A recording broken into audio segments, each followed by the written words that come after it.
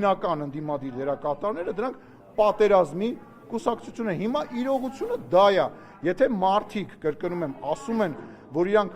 պահանջ պետք է ներկայացնեն եւ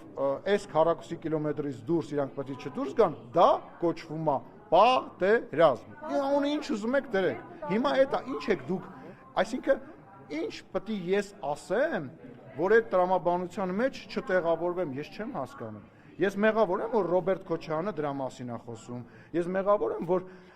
մնացած քաղաքական ուժերը այդ ուղղությունն են տանում։ Ու ասում եմ, նպատակը հետևյալն է, ժողովուրդ, սովետական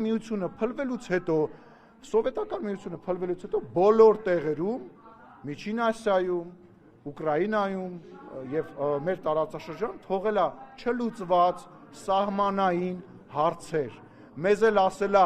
դուք այս որ ապրում եք Հայաստանի Հանրապետությունում, դուք միշտ երազեք, որ ձեր տունը մենակ ստեղ չի, ընդեղել է ձեր տունը, ընդեղ մենք էլ ձեզ տիրություն կանենք, որ մենք միշտ կախված ըլնենք